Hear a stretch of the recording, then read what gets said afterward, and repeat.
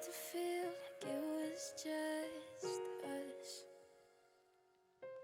Guess I thought I was in love.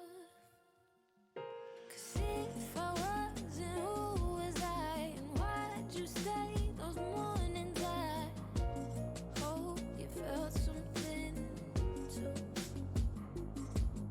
And how we used to waste our days just listening to songs I made. Yeah, they're all about you. Yes, that's what I get for trying. I'm half in love and half on fire. Thought that you would be too. But maybe that's what I deserve. Fall too quick, not to get hurt. Hope I find another you. Find another you.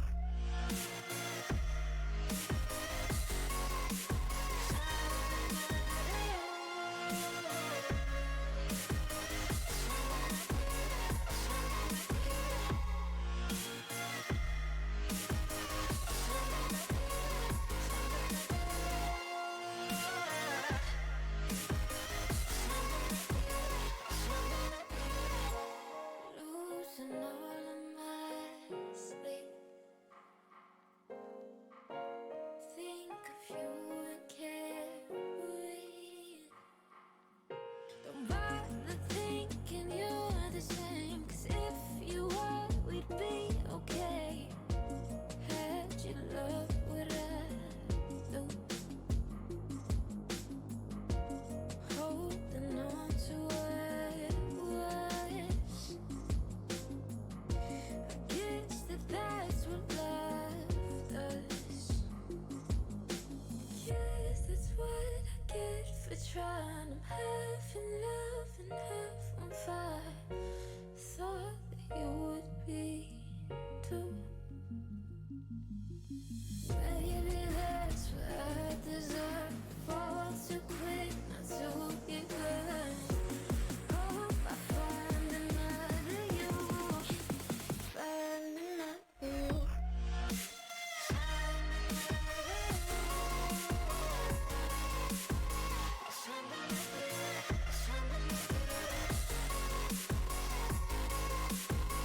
Hope I find you. Hope I find you. Hope I find you. Hope I find you. Find another you.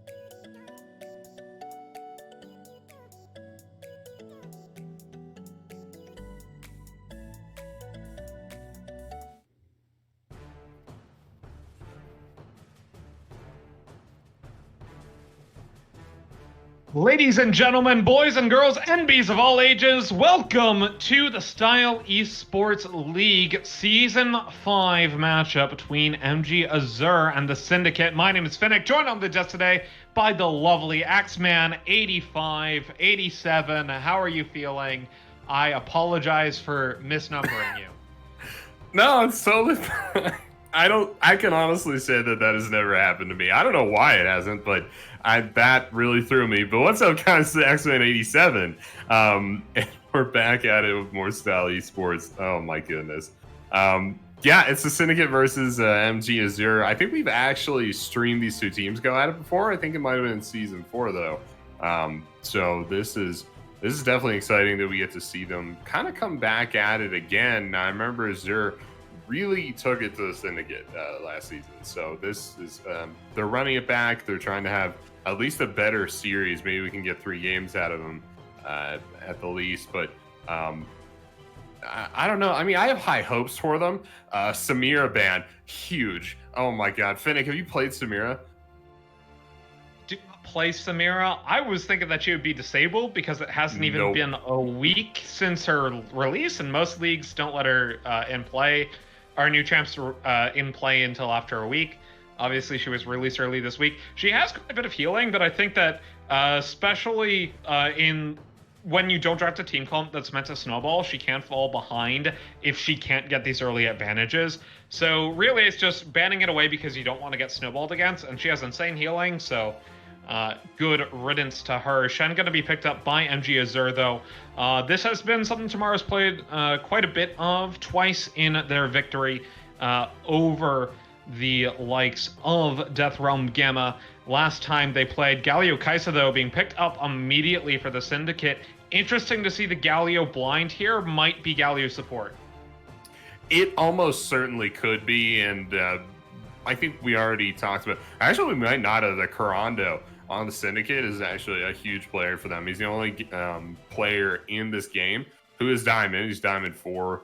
He's the highest ranked in the game, and he frequently carries the Syndicate to victory. I don't know if it would put them on Galio like willingly, but it's definitely a champion that Corando is capable of playing, and that the Syndicate frequently flexes down to the support role as well. So I think blind picking is probably okay. It's not as strong as it's been earlier in season 10, but it's probably fine, right? I mean, same thing for Kaisa. I mean, it's not punished at all because MG just picked Kassadin. They could literally just take this Galio mid and he wins that lane matchup. Yeah, it's a solid matchup for him. It also, like in the mid lane, helps him out a bit with Shen too, right? Because if you have Galio down the support role, it doesn't really help you with Shen as much unless he's like ulting into the bottom side jungle or something like that. Then you can respond or something. But when you're mid, Shen can't ult somewhere without Galio immediately ulting on top of him, right? So that's a great matchup for them as well. But yeah, you're right. They don't punish it at all.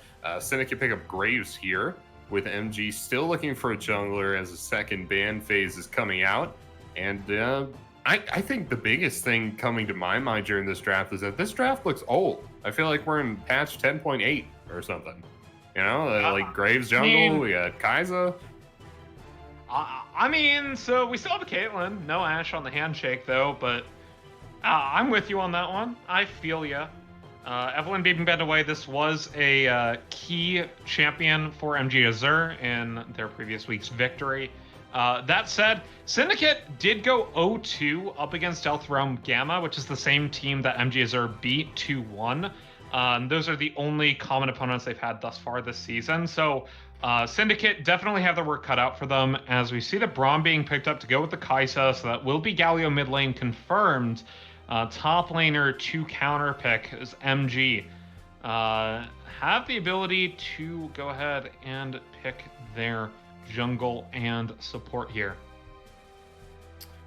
I would disagree with the R4 support pick here. I think you probably just R5 a support and try to leave up that Galio flex is a bit of a question mark going into the last picks for blue side. I don't know how much it's gonna. Yeah, I don't know how much it's gonna matter, but I think it would have made like a little bit more sense, right? Because Shen is first pick, right? They could have second pick top lane if they wanted to, but I guess they didn't. Anyway, yeah, they are gonna have that counter pick for the top side here. Gragas coming out for presumably the jungler. I guess it could be jungle Shen, but I think that would be truly bizarre with a Gragas top anyway. This is Syndicate's final pick, the counter pick for the top lane that we've been talking about. It's into Shen. So not a lot of options, to be honest. You could just take Ornn and handshake that matchup. Vladimir, though, going to be picked up by Syndicate. Not something that they've played in recent matches here. Yeah, Vayne loves his Vladimir. He plays this all the time. Well, I guess not necessarily all the time if he hasn't played it recently, but we've definitely seen Vayne on Vladimir before. And like I was saying, Drought just looks old. Like Vladimir, even like Caitlyn, I feel like Caitlyn's not this great on this patch anymore. MF's kind of making a return to the game a little bit, but Ashe is still super strong. Things like Ezreal are strong right now, and Caitlyn got nerfed pretty badly, but she's definitely not a bad champion. Probably in and around the same range Kai'Sa is, so this should be a shootout in the bot lane. No pun intended. But yeah, like supports, these are pretty old supports. I don't think people play Gragas anymore. Slight addendum, Toxic Vayne, in fact, did play the Vladimir once in their 2-1 victory over Planet 7. That game was a win for them. I also do quite like the pick into the Shen, so I do think it's an overall very good pick. However, when I look at this team comp, right, you're looking to play through mid lane with that Galio into the Kassadin, and you have Vladimir Kai'Sa as your late game scaling, but in those team fights late game, like Galio does not feel good because he can just get blown up by this MG Azure comp. For sure, that's something that they got to be looking out for.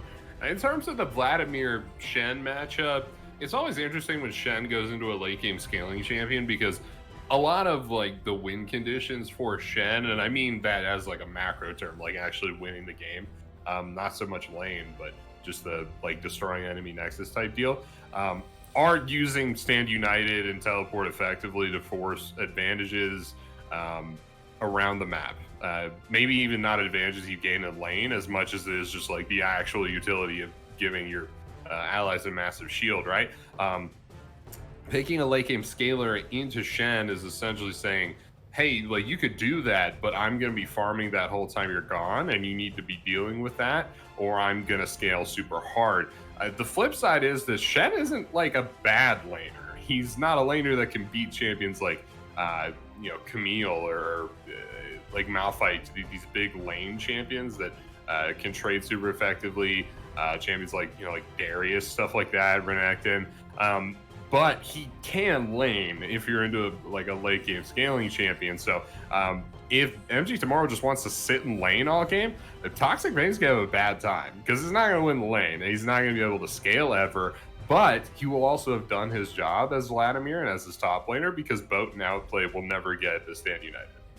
Well, when we talk about late game scaling, I think it's always worth it to point out that we have a Kassadin in this game, of course, level 16 and win for MG Goat here. They don't have too much else in the way of late game scaling, though. Caitlyn gets outscaled by the Kai'Sa, and obviously the Shen is a tank. Gragas as well does get outscaled late by the Graves, if ever so slightly.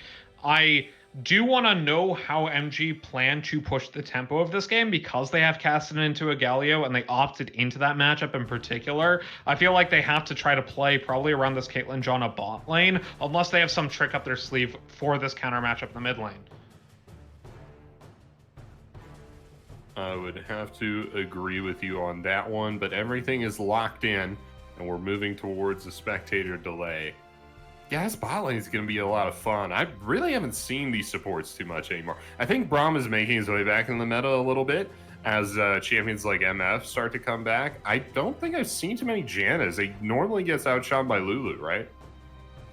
Yeah, Lulu, Karma, either one, I feel like get played a little bit more. Obviously, with Kai'Sa, you can get a Cathian Rain to proc the concussive blows passive very easily, so that's why this lane works. Obviously, Kai'Sa Nautilus a little bit more traditional than Kai'Sa Braum. Typically, in metas where you see Kai'Sa Nautilus, you're going to see it matched by Lucian Braum, which is why you don't see that combination super often.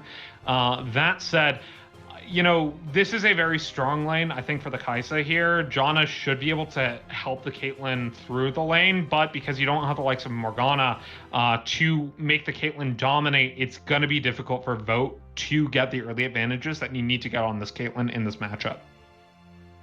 For sure, into the spectator delay now. This jungle should be interesting too. I know we pointed that out about a lot of matchups, but there's so many here that we don't ever get to see. So you have Graves, and I think, Graves' playstyle has been fleshed out ad nauseum really in Season 10 and even going back into Season 9.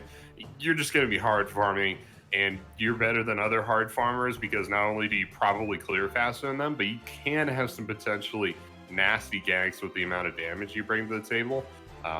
Gragas is and has always been in a very strange spot. He's one of those champions I would say doesn't have a role, and the role they play is just something that they can get away with sometimes. Champions like Quinn, Gangplank, these champions that are like, yeah, I'm a top laner, I guess, and it's totally different from every other top laner, but they can work, I guess.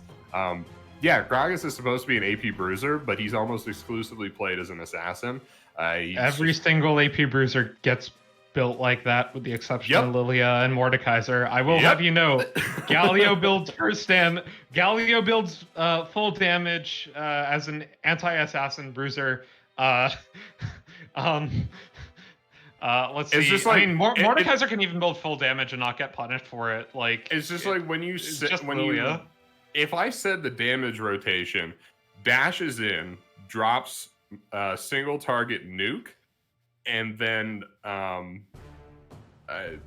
don't know, leaves before they die, that like damage rotation, that damage profile, what kind of champion am I describing? Like, it's not a bruiser, it's an assassin. that's what it is. But like it's because there aren't any good AP bruiser items. They're just like some damage items. Yeah. No, it's gonna be good. I can't wait. That said, we're gonna take a quick break as we load into the game. Don't go anywhere. We'll be right back with more of Style Esports League Season 5. Don't touch that browser.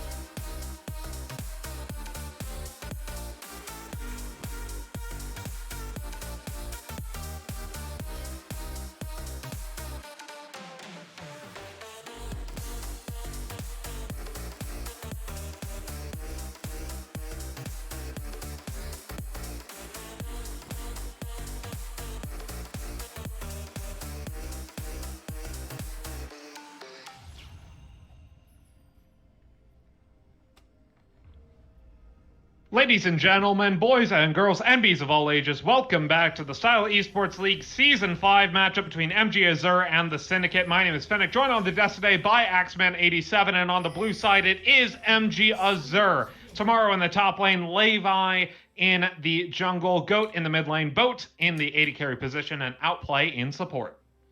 Always happy to see Goat and Boat. What's up, guys? Axeman87. And over here on the red side is the Syndicate. Toxic Vein, the top lane on Vladimir in the jungle position. It's Xavian89 on the Graves mid lane. It's Corando34 on Galio. And down the bot lane is Pure Salt, no TGG on Kai'Sa and Braum. Yeah, and I'm excited to see this Kai'Sa from Pure Salt. He had a very good performance on it in Game 2 of their match against Planet 7. That said, tomorrow on the Shen, otherwise, all champions that we haven't really seen too much of from the side of MG Azure.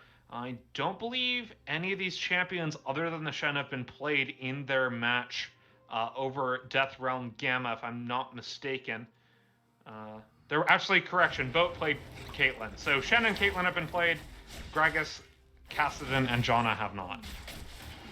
For sure, and I think one of the biggest things we want to recognize here in this Game 1 is that both these teams are known to have Game 1s like this, where they just like throw out some crazy stuff that maybe they've been practicing in scrims. But other than that, they might not have played before. I've seen the Syndicate play pool party comp in Game 1, where they just all picked pool party champions and played that in Game 1, and they hard lost. But that's what they do, is that like Game 1 isn't taken too seriously. You're kind of trying to feel out your opponent and see what they've got going for them. Then you just kind of play out the rest of the series from there. It's not a great strategy. I don't like it, but it's funny. Okay, does a Star Guardian comp include Pajama Guardian cosplay Urgot? I would think it would have to, but otherwise you're playing Poppy, right? Yeah. Well, does she play Poppy jungle? I don't know. I mean, I like Pajama Guardian cosplay Urgot. I think it's like such a cute skin. Oh, it's great. To be honest. Yeah. Oh, I thought Braum was dead there. Good one. Yeah. Xavian though, on his way down bot side. OTGG down to 100 health. The flash forward from Outplays. He's trying to look for it. No, his namesake goes through as the first blood lands for Kai'Sa. Meanwhile, Corando and his 2v1 in the mid lane. The flash body slam, and Corando will fall to Goat. 1-for-1 across the map. Support and mid laners gone, with the kills going on to the mid laner and AD carries respectively. Xavian though. Oh my. Oh, Levi. The man, the myth, the legend. Not to be confused with Levi Grossman, also known as Gotham chess streamer and international master. 1-for-1 though, and first blood bonus not gonna do too much this time around. Much like the game of chess, these two mid laners are back and forth a little bit here. I've actually never seen a game of chess played, so I hope it's back and forth, but otherwise, that reference didn't make any sense. Top side, Toxic Vein is shoving the waves in. Ooh, the top comes out. And nice trade from Tomorrow here. Toxic Vein should be able to trade most of this back, though, through use of the Sanguine Pool. Grasp of the Undying does feel very nice on the Shen, although it is difficult to get consistent procs onto the Vladimir. So, you don't have any other rune options, and I mean, I guess you could technically go Fleet Footwork, but it's not great. Still, nice taunts. I like the aggressive trading. Ooh. Toxic Vein's not able to heal up enough. Correction, he equalizes the trade just fine. It's Vladimir. That's the issue though, is that if MG tomorrow, I think another trade like that would kill Toxic Vein. I don't think you would have time, but Xavian is here. Oh, no! The beam of the Sanguine Pool is already there, and Xavian, the flash! Not gonna be enough. Toxic Vein picks up the kill. What a great play there, just in the nick of time. Xavian coming out of the jungle to kill him. And yeah, folks, if your enemy top laner starts randomly running towards the river, back off. Don't keep chasing them back there. I look at those XX though, just immediately he's like, so, Bramble Nest, typically a good item. However, This is Vladimir we're talking about. We see nice knock up the flash though with the body slam. Corando down super low, and Levi picks up the kill. Oh man, he tried his darndest. Yeah, I don't know too many junglers who keep going again after their mid laners backed off, but I am one of those junglers, and I guess Levi is too. He just kept going, man, and Corando got assassinated. Oh my goodness, that was so much damage. Is this JAM Levi? I think is it that might what be. we're witnessing here? I think it might be. Flash on outplay. Nice upper heal though. Oh, that could have been very disastrous, but Boat kept his support alive. As we see Toxic Vayne, level 6 in the top lane. Gonna keep the Hemo Plague. As we see bot lane Prio actually going over to Boat and outplay. This does lead to the first dragon going over to MG Azure, and I like this map play from this MG squad. Another big taunt. Toxic Vayne though, Hemo Plague. You can't continue that trade there. Dragon goes over, Zyvian's here, outplay, gonna get ulted by the Shen though. They're looking for the turn onto the fight. OTGG, bit far forward tomorrow. Might be looking for a bit more, but the exhaust has landed. Goat though, blinks forward, and with the Rift Walk, and that's one. The Galio ulting in. We'll be able to get one onto tomorrow, but the taunt's already landed. Tomorrow will fall, it's 2 for 1. And the kills go over to the necessary people. That is still advantage to MG Azure. Pretty heavy advantage too. I mean, gold is even, but they get the dragon. Like you mentioned, they stack gold on all the necessary parties. So, really, I would say MG are in the lead right now, just not so much in the gold. Not many of them looked for the reset after that play, so they have quite a bit of gold in hand. The MG back or bot lane, excuse me, is going to take the reset there. But there's a BF sword. Yep, the BF sword. Storm Razor in the future. Yep, there would be Storm Razor for sure. But the cull there as well was a starting item for Boat. And I believe it was the actual starting item too, because there's 68. Yeah. Yeah, it had to have been. Starting item for Toxic Vayne as well was also cull. So both Storm looking Razor for 350 off Roa as well for the Kassadin. He's feeling mighty fine into that lane. Ooh, that's nice, a good pool. That is a good Sanguine pool. Yeah, that's how you win trades in this lane, is you get that pool off before the taunt. It's obviously very difficult. And if you blow pool, if you get juked out and he doesn't use the taunt, now you're in like so much trouble. So yeah, see, nice, you didn't get it off that time. But there's the pool again, and he'll end up on the even side of that trade. He just has to... Shen can trade first, but Vlad will end up healing any trade damage. Here comes Levi, though, and the Predator right back in. The explosive pass, Rift Walk forward, and Goat picks up the kill.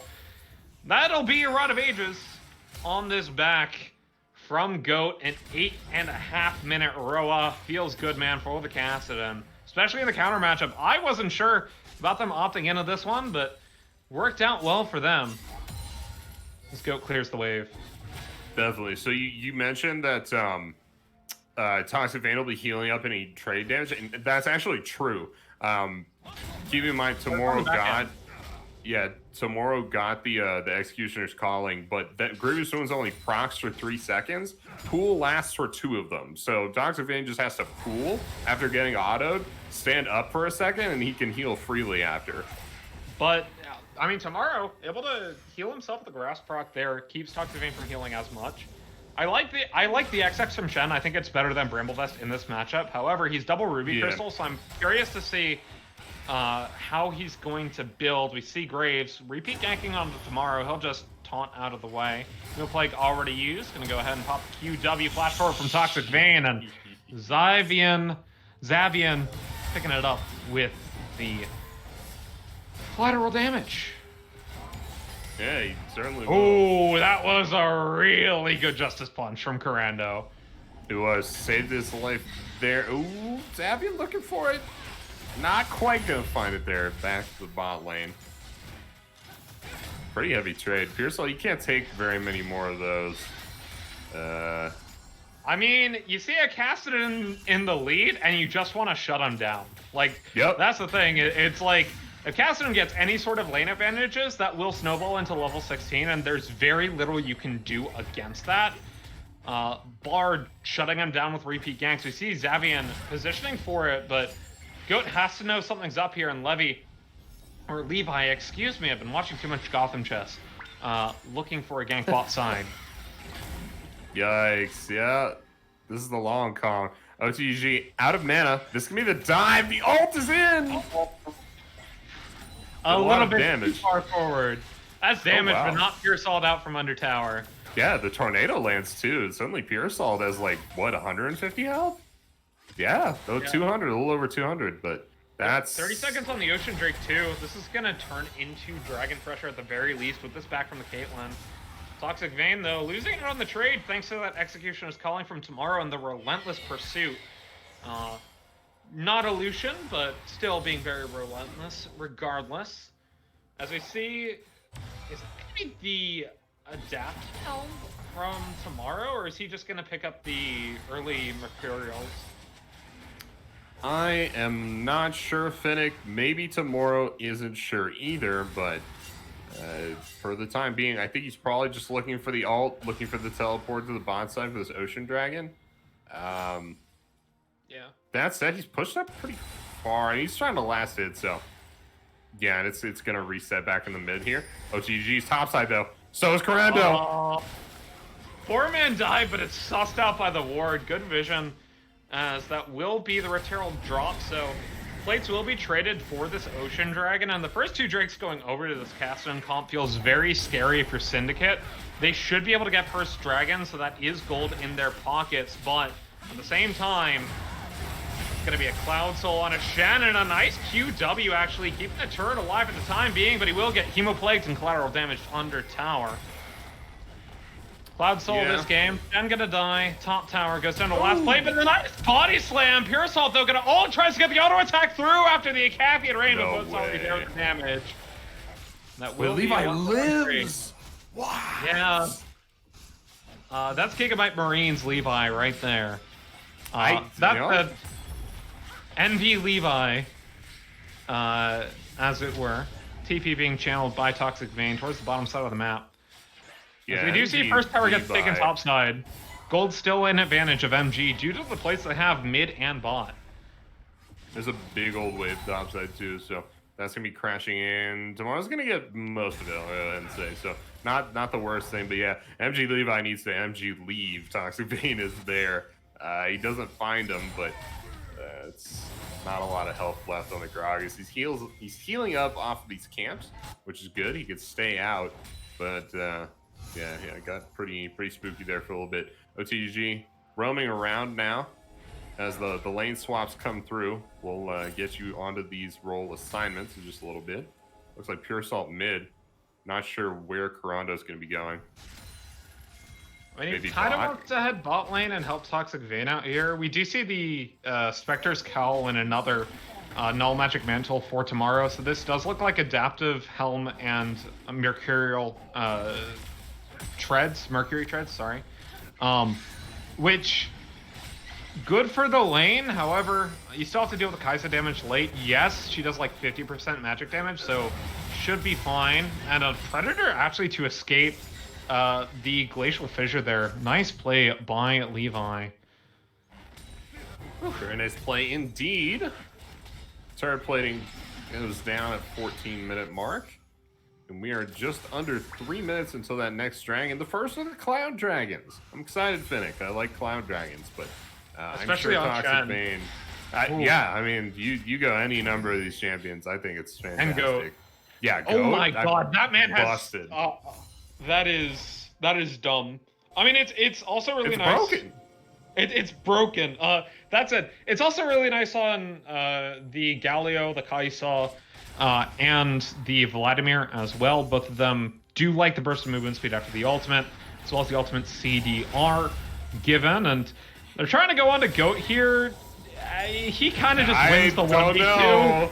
Yeah. Like, Acapian does no damage, and he just rift walks. Tomorrow's already here with the channel. The double kill goes over to GOAT. Yeah. That is so bad. So level 11 Cassidon, you can't win a 1v2 like that unless you have a solo laner there. So big mistakes here. Has a 10-stack Dark Seal sitting on 1250 gold. Should be able to complete his Archangel Staff by this 15-minute mark as well.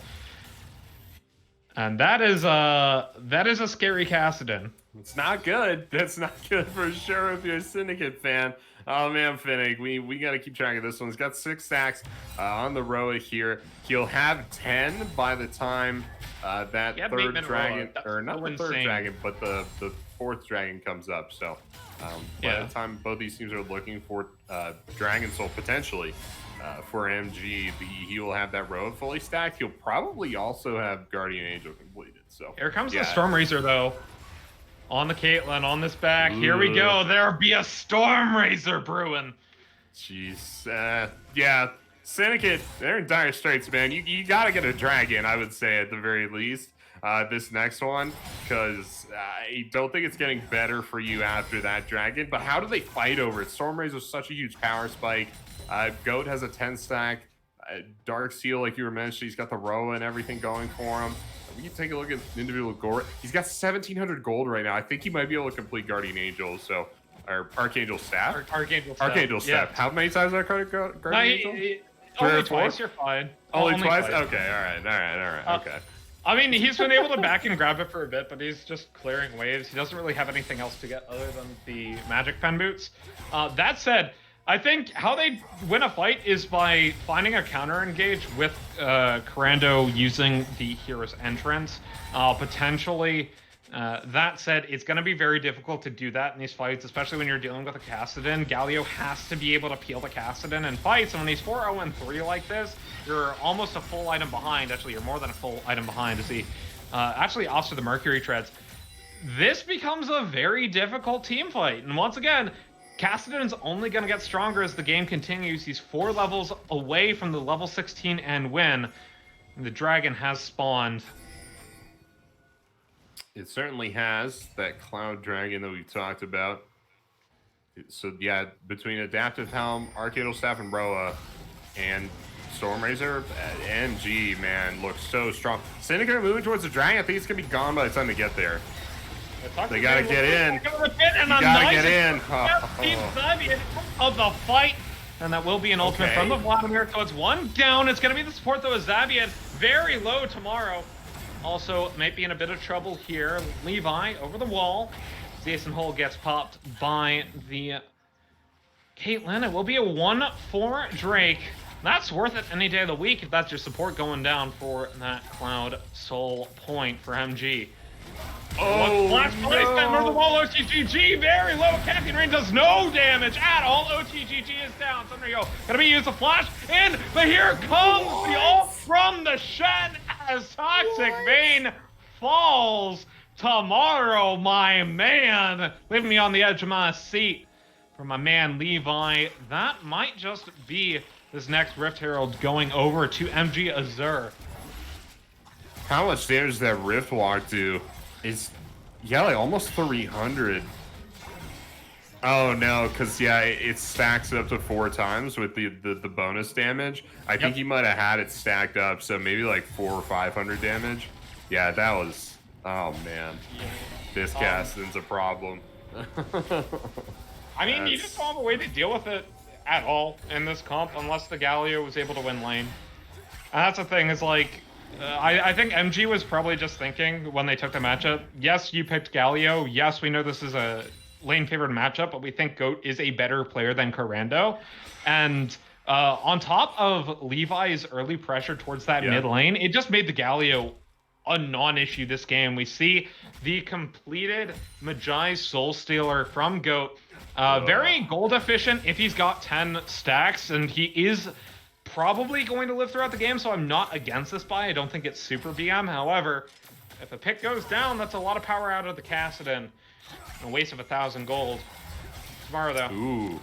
On to Pure Assault. Here comes OTGG. Meanwhile, on the bot lane, Corando gets the taunt down on to go, but he's 2 levels down. Rick walk forward, just his punch. Hits the Winds of War, but Corando gets better on that trade. The explosive cask is a little bit wide from Levi.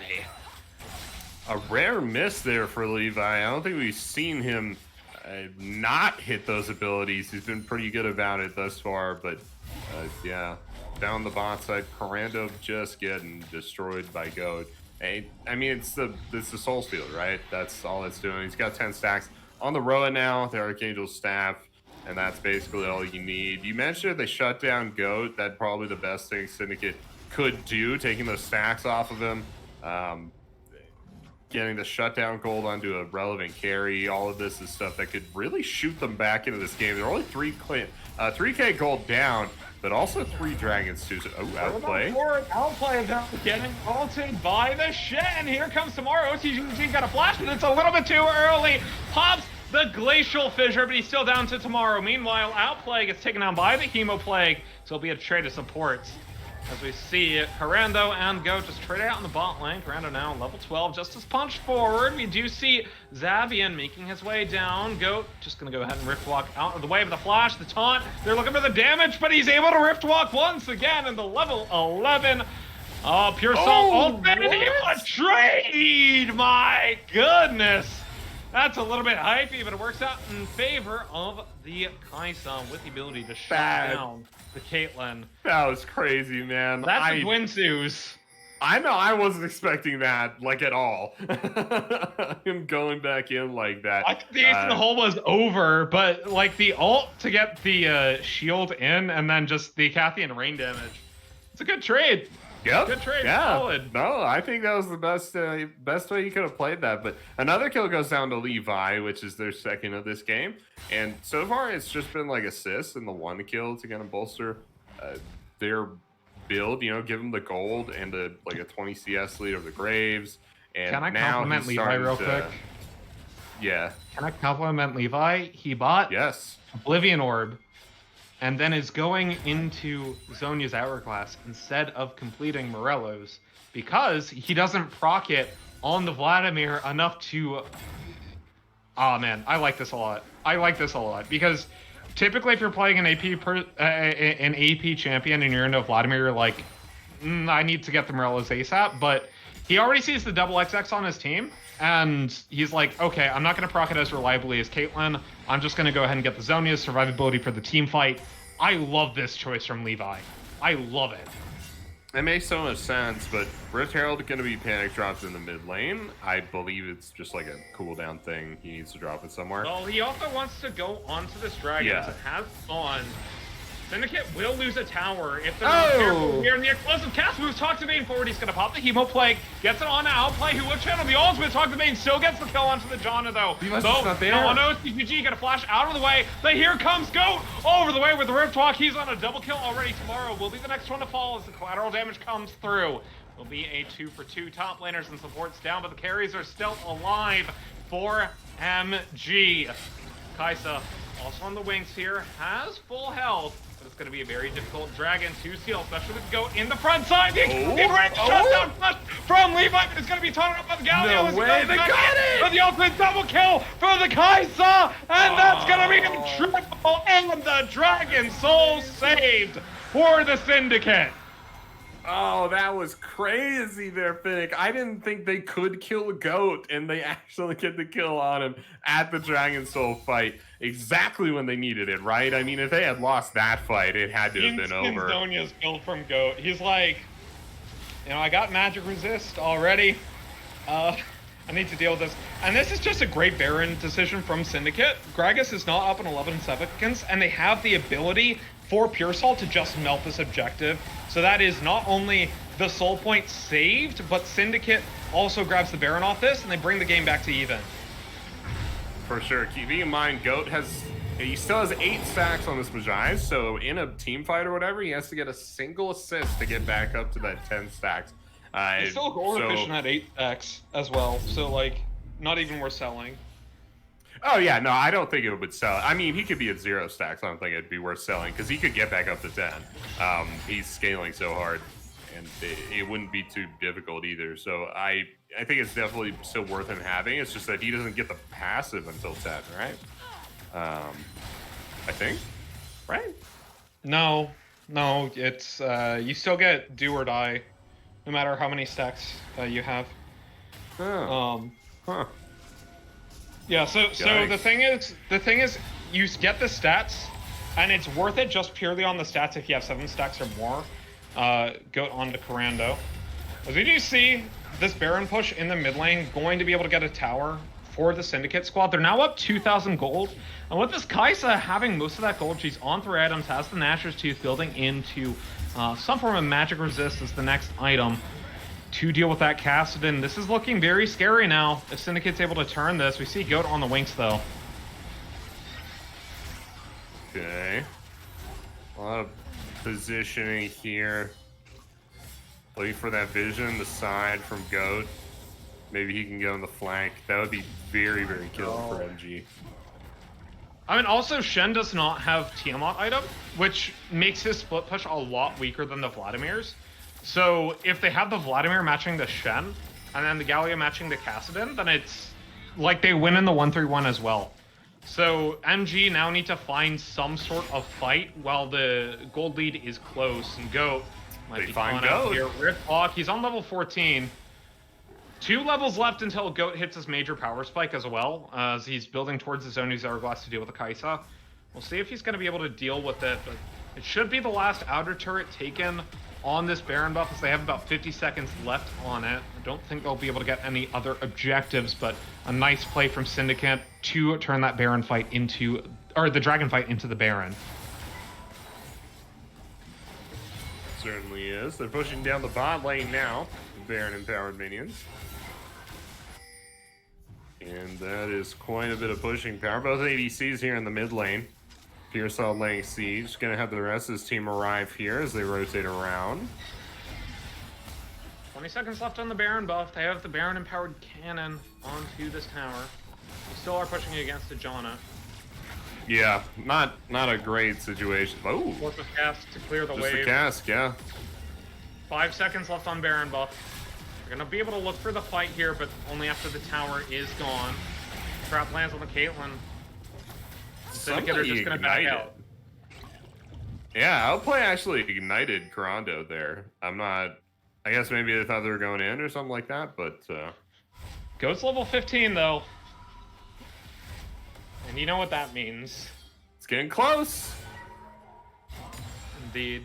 I mean, we do have to talk about this Kai'Sa though, because this is a 3k lead on the Caitlyn at the moment through just a handful of fights.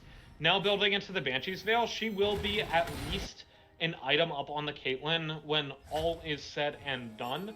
At the moment, she is an item and a half up, but Caitlyn should be able to complete her next item within the next couple minutes here. So one of the passives of Magi Soulstealer that people tend to forget is that if you have 10 stacks of it, you get 10% passive movement speed, just like all the time. It's not even like out of combat, it's just like 10% movement speed. Flat, that's also what Cloud Soul gives you. So if he gets 10 stacks on these on the Soulstealer and Cloud Soul, it's gonna be a fast cast, and he's sitting at 430 movement speed just running around right now. On top of the excess movement speed he gets from ulting using yeah, he's gonna be a fast casted in here, but maybe he'll be a Fastidin. How do we feel about Fastidin? You feel good? Good feel? Oh, jeez, boat. Okay. Yikes! Oh, gets deleted. Here comes the John. Able to get 2 men on the knockup. The Galleon's already here with the hero's entrance. Shen going in a little bit late. Has to push out of the way. Goat on the side of the fight though. He wants to get on Pure Assault as Levi is taken out very low. He pops his own Hourglass. Levi still alive. Goat gonna go ahead and take the Riftwalk out of the fight. It's 1-for-1. Goat now going down on his Xavier. It will be a kill going over to the Shen, but it's gonna be a jungler for jungler. Trade as Corando gets killed on Levi. We see Corando over the wall. He's gonna try to get Goat. It's a 2-man taunt. The Q, the auto attack. Goat down to 100 health. Oh, it's a shutdown for Toxic Pain. My guy, that was insane. 2 for 3, and the Syndicate still have the lead. How did they win that fight? I don't even know how they got that dragon, for goodness sake, Finnick. How did that happen? I mean, we've been talking this whole game about how Kassadin has this, like, fantastic scaling. Where is it? Where was Goat that whole fight? I mean, he deleted Pure Salt, I think. Maybe Savian. That was about it. He sold his Magice. He's going straight into the Landry. He's like, he sold it. Wow. Wow. I mean, yeah. I mean, if you don't think you're gonna get up to at least 7 stacks, like again in the game, you're just better off selling it and giving it to a different item. I do agree with the decision. Yep. That said, Pure Salt has been just quietly scaling this entire game, has the most gold in the game at the moment, currently sitting on 3.5 items, and it's very scary. He's going to get Banshee's Veil and then potentially a Zhonya's Hourglass to complete the build. So not going to go for the pure teamfight damage that you might see out of a Runon's Hurricane, but at the same time, Pure Salt just needs to burst down and shred through tanks, and that is what AP Kai'Sa does best. Or delete Caitlyn, which you've seen a couple times now, and it's pretty gnarly. I mean, MG Boat just does not stand a chance against this damage. It is so much. But yeah, I really didn't foresee the Kai'Sa's success. When you said they had the most gold in the game, I didn't believe you. I had to like double check. I was like, oh wow, yeah, they actually have more. We've been talking this whole game about GOAT and how ahead GOAT is and how big they're going to be in the late game. And yeah, once he lost those stacks of Magi's, man, it was kind of, he fell off super hard for a little bit there. Kind of had a bit of a power valley, but he's definitely still scaling. It's just the question is now, can he outscale Pure Salt? And I think the answer for me, Fennec, is no. I mean, he's at level 16, so this is where we're going to start seeing the fights that will determine the game. We have the top turret going down, Baron has spawned, and the next dragon's up in 2 minutes, 10 seconds. With 20% ultimate CDR, though, on Karando and Pure Salt in particular, this can be very difficult to position properly in these fights. You have various methods of Galio delivery, and that ultimate will be up more often than not. Yeah, for sure. I mean, especially when you look at the Cloud Dragons, right? Syndicate have 2 of them now. They're looking to get 3 in the next little under 2 minutes. And I mean, after the last dragon, I'm pretty sure Syndicate have map control to be able to take dragon. That was very commanding. I don't think MG even got close to the objective. So, ooh, GOAT looking for the one-shot Xavian. He's not block, and he's level 16. So flash for flash, or flash for Riftlock, I should say. That's to be honest, level 16 is you don't need to delete someone in 1 hit if you can do it in 3, and they just can't catch you, right? And so that's the idea of going onto this Graves, is that Graves cannot burst you down, and he also doesn't have any form of CC, so you're gonna at least burn a summoner spell, if not get the kill. And we saw that from the Kassadin here. My least favorite champion in the game to play against. That's an Anivia one-trick. RFC going to be the next pickup from Vote. We wait to see what Pure Salt itemizes for last item here. I don't know. I don't know what you get. I think maybe GA or something. You get some Hourglass, yeah. Yeah. I mean, because it's already the AP Kai'Sa, because you already have the because you already have Nashor's Tooth and Banshee's Veil. Getting GA, I think, gives you a little bit more survivability, but you don't get as much damage as you would off of a Zhonya's, especially if you stack the 15 armor and AP that you get from the Seeker's passive. We see GOAT might be going down here. Trouble for GOAT, has to flash out of the way. He gets Hemoplagued as Shen will ult. They gotta use. Flash. That is just walk, but still, that's a Zhonya's down on the primary carry. Yeah, they lost Explosive Cast. They lost Sand United on that one. Well, Rift Walk, but defeated Drake. Yeah, I mean, almost has to be. Levi's here, but he's Don't in. Go in. Oh, no. Flashes out of the way. Kai'Sa. Yeah, I don't know why you flashed there. Void Seeker is his Hourglass, turn up by the Galio. QW Karando picks up the kill with the Protobelt. I'm not sure about flashing out of the pit. I feel like you knew it's a suicide play anyway, and because you wasted all that, it will be a Baron call from Syndicate. MG GOAT does have potential to kill Zyvian, but here comes the ult from the Galio. Out of the way he goes, but Pure Salt already had the damage. That might just be GG here for Syndicate. I think it has to be Finnick. I mean, the GOAT as a win condition did not come to fruition. Boat's always been behind Pure Salt this entire game. What's their win condition? I don't think they have one. Maybe we could talk about Dragon Soul, but at this point, I don't think That's it's not even gonna a 50-50. matter. Yeah, I mean it's a Cloud Soul, and I'll gas on Cloud Soul all day long, but I don't think it's gonna win you the game. It's Cassidy scaling versus Vlad Kaisa scaling. One scaler versus two, and unless that scaler's name is Kale, you're not going to win the 1v2 scaling battle, even if it is the OG level 16 win condition champion. That said, Goat is up in 5 seconds. They do have good anti-siege with the Janna. They will lose the top tower at the very least, as Baron buff has quite a bit of time to work itself. 2 minutes 40 seconds hereabouts. Now, if Goat were to, say, set up a successful death push like he's been trying to, like he's trying to right now.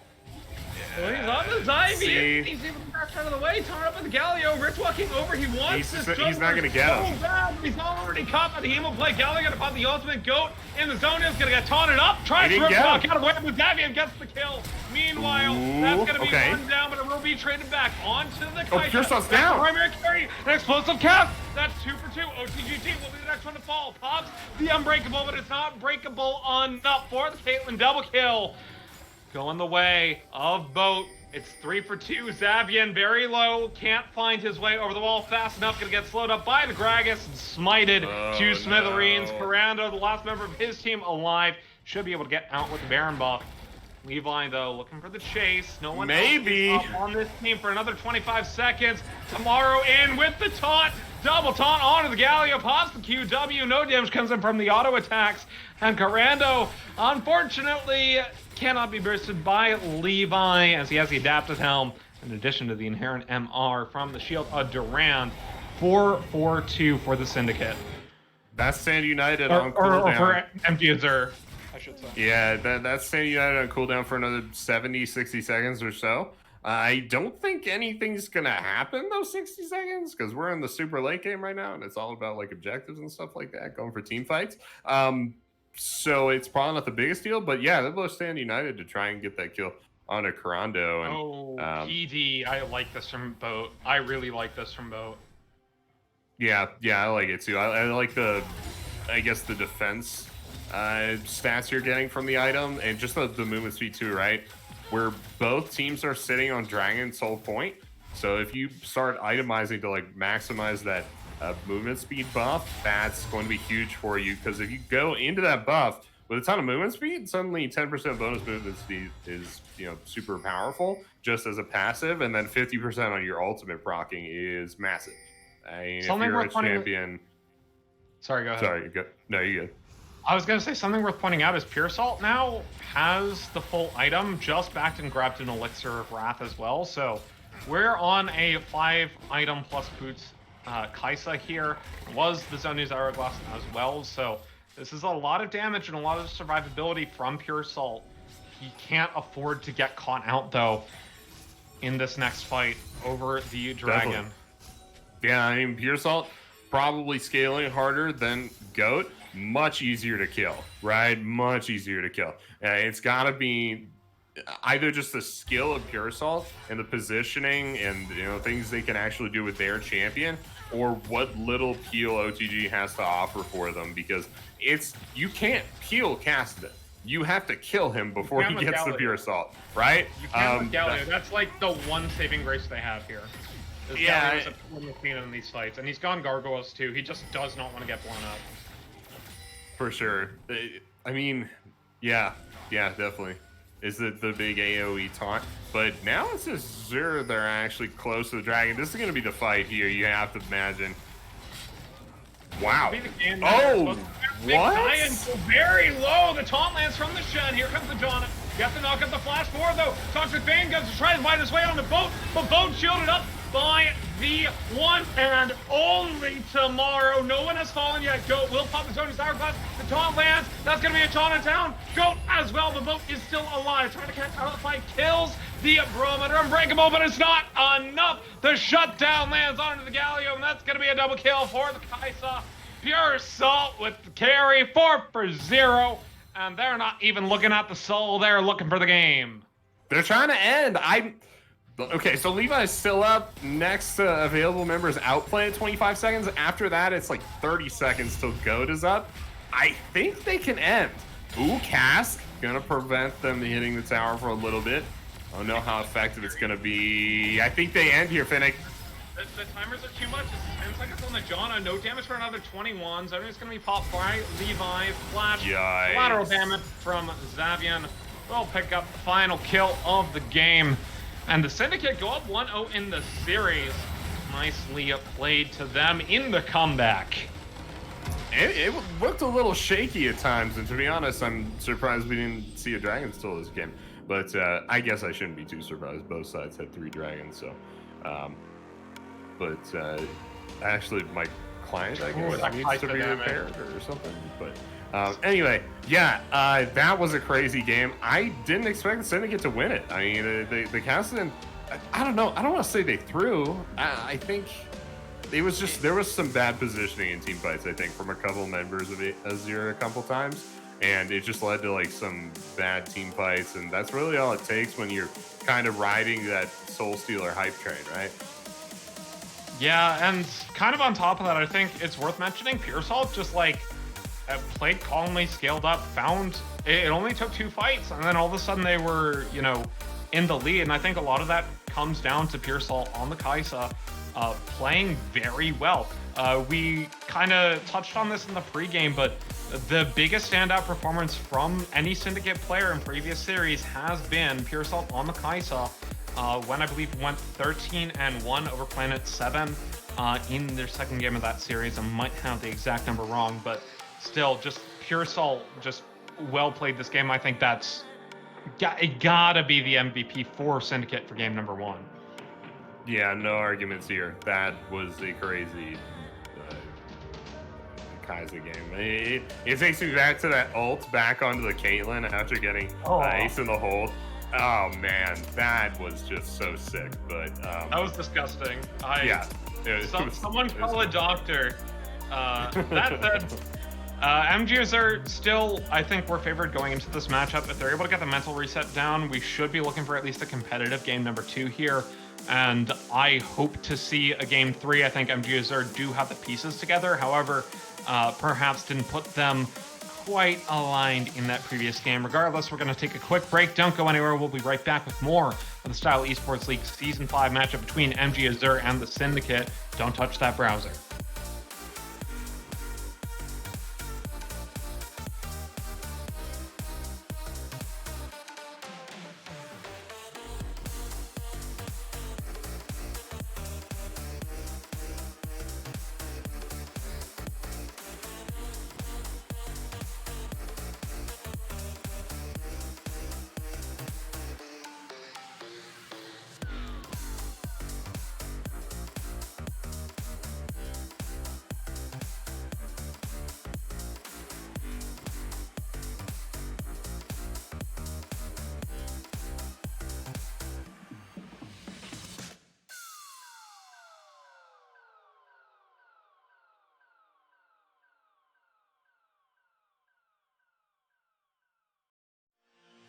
Used to feel like it was just us.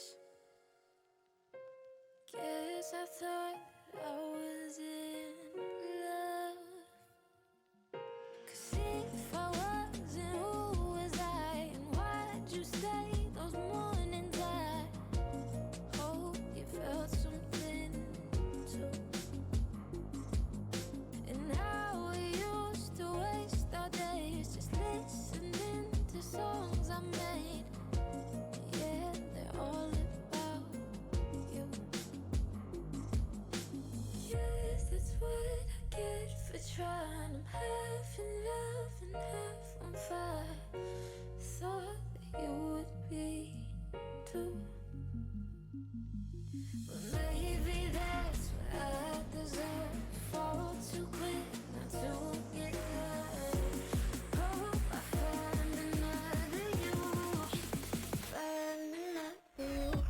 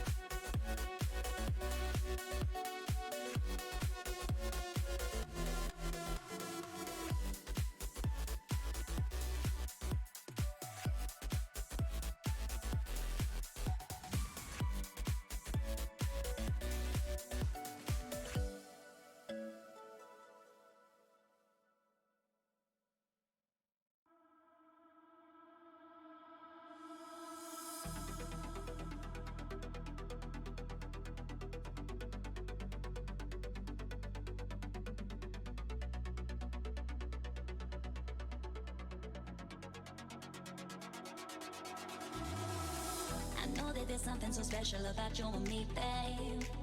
You got me, you got me, you got me feeling fine. So just say the words, cause you know what it means to me, babe. When you got me, you got me, you got me feeling fine.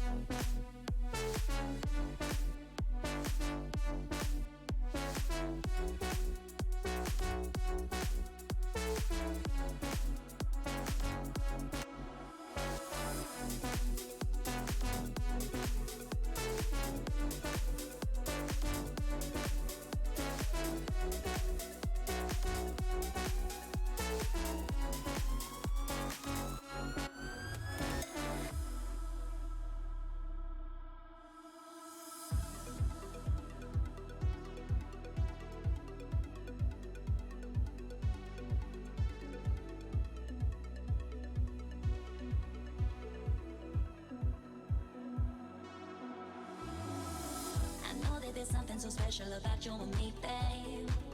You got me, you got me, you got me feeling fine. So just say the words, cause you know what it means to me, babe. When you got me, you got me, you got me feeling fine.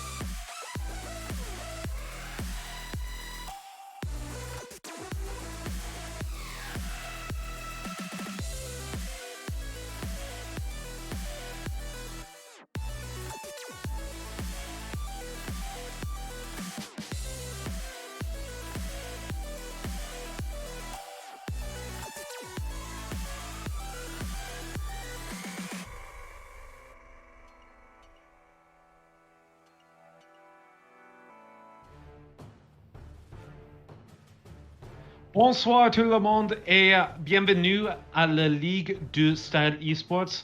Je suis Finnick et joined on the desk today by Axeman87. I don't know the rest of the French. I'm sorry. How are we doing? Vraiment, mes amis!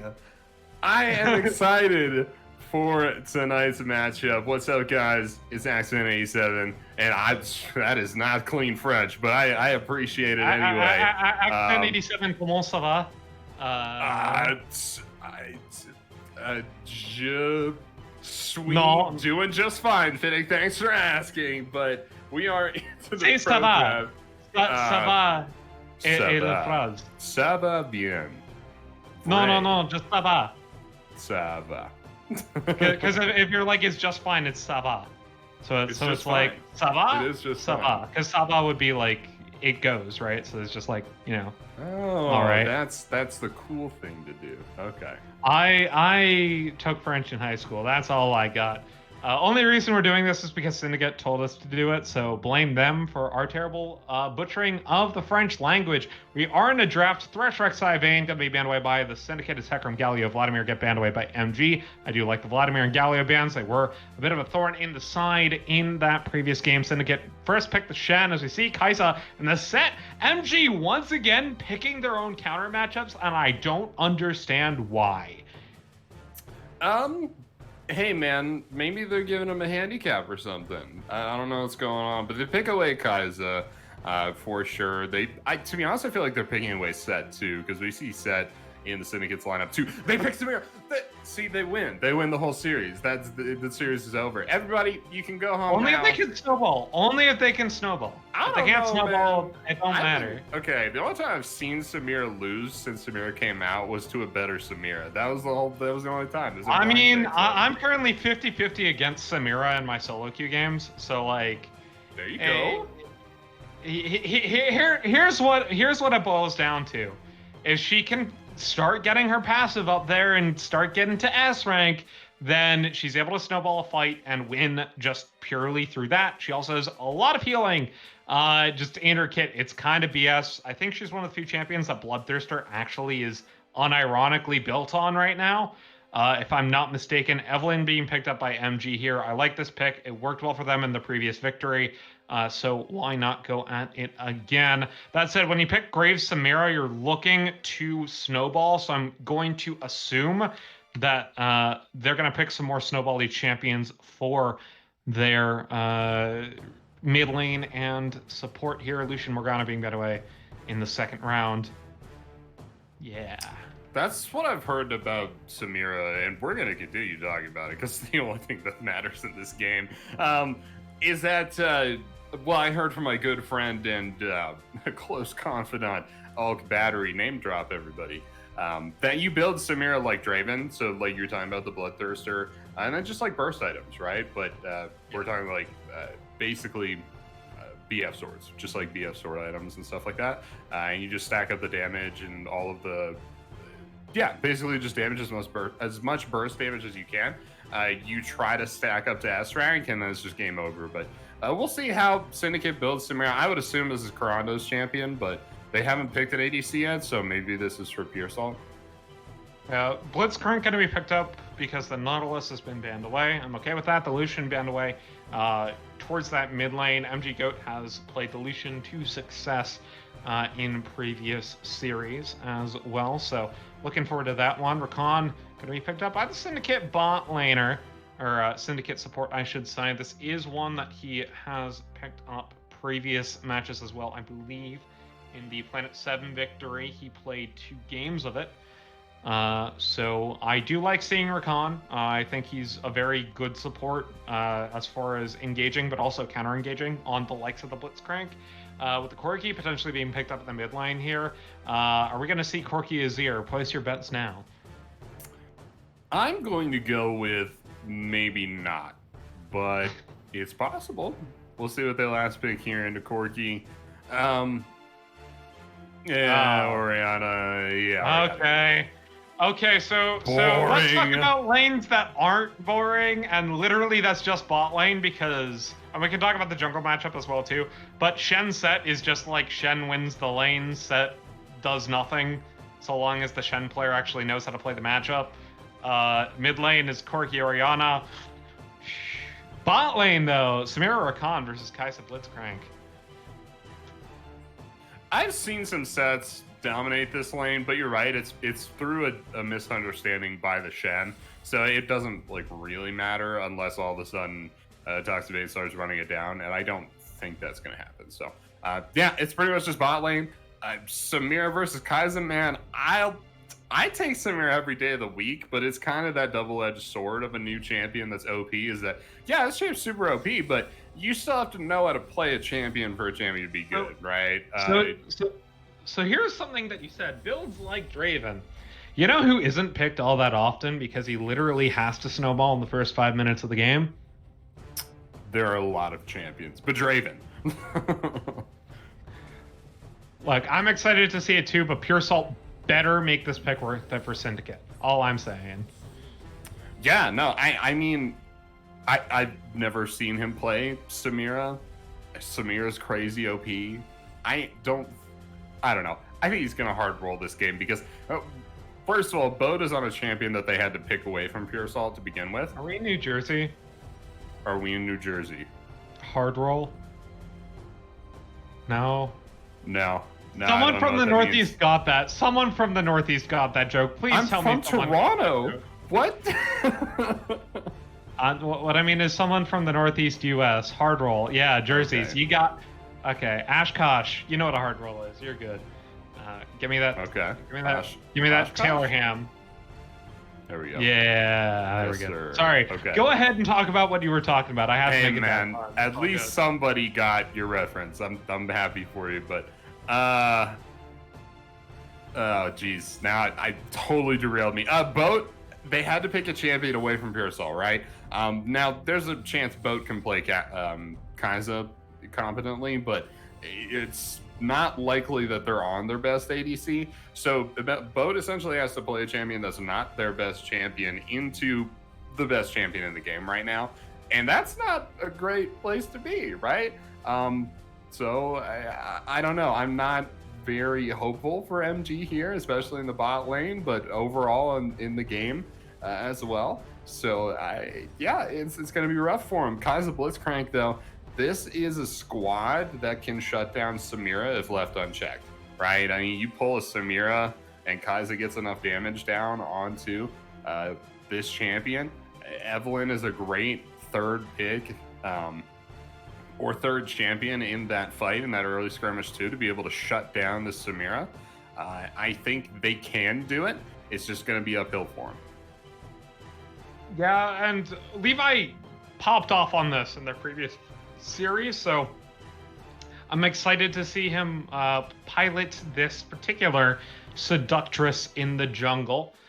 That said, you talk about the Evelyn side. Let's talk about the Grace here. I think Zyvan, or Zavian, sorry, did decently well on it in the previous game. Obviously wasn't super aggressive after the 10-minute mark, but he did get quite a few good kills very early in that game. I want to see the early aggression once again from this Graves pickup. Yep, I'm excited too, but we are into the spectator delay now, and So tell me why you think Samira is OP. All right. Okay, so it's not hard enough to stack up the S+ rank, I don't think. Like, it's kind of almost like a non-issue, I guess. I mean, if there is a champion that just has tons of range constantly hitting her, then yeah, I mean, it could be a problem, but this is Kai'Sa, so I'm not thinking that it's going to be a super big issue for her. Other than that, it's just the numbers. Like, the numbers are insane, but the mechanics of the champion too. I think it's the W that's the wind wall around her, and if she blocks something, I'm pretty sure she gets like an attack speed buff or something like that. like read too deep into the champion, but having the wind wall in and of itself is pretty crazy. The I'm just ult waiting too. for the mage release. All right. Sorry, go ahead. Oh, I'm excited for I think they call it like a heavy tank support or something. I'm excited for that. I think it's gonna be fun. Okay, talk about the Inferno trigger. No, I can't. I can't get started. We only have a minute. Talk about the Inferno trigger axe, man. Gosh darn it. No. Anyway, Samir's ult. I don't know. You do so much damage to like everything around you. There's that clip going around on Twitter of like this team just demolishing an enemy team, killing all 4 enemy champions, and then the Samira on the enemy team just pushes R, totally flips it on them, and gets a pentakill. It's insane. So please go watch that video now if you haven't seen it yet. But it's just nuts. And to be honest, I don't think Samira is like all that OP as a champion. I think it's just the numbers. I think if they lowered like damage numbers across the board, even by just a little bit, she'd probably be a lot more balanced. But yeah. It's also like, once again, you have to snowball like not only the lane phase but the ensuing fights. If you lose tempo on Samira, you will fall behind. So this really comes down to Pure Salt, and I think to Xavian as well, to be able to push the tempo of this game while the Corki just kind of sits back and scales. Hopefully against the Orianna. Goat had a good game on the Casted in the last game, although kind of threw it away. Orianna's a little bit safer of a champion and can have some very nasty team fight ults, especially against the likes of this Corki and Graves. So I am looking forward to it. That said, we're going to take a quick break as we load into the game. Don't go anywhere. We'll be right back with more of the Style Esports League Season 5 matchup between the Syndicate and MG Azure.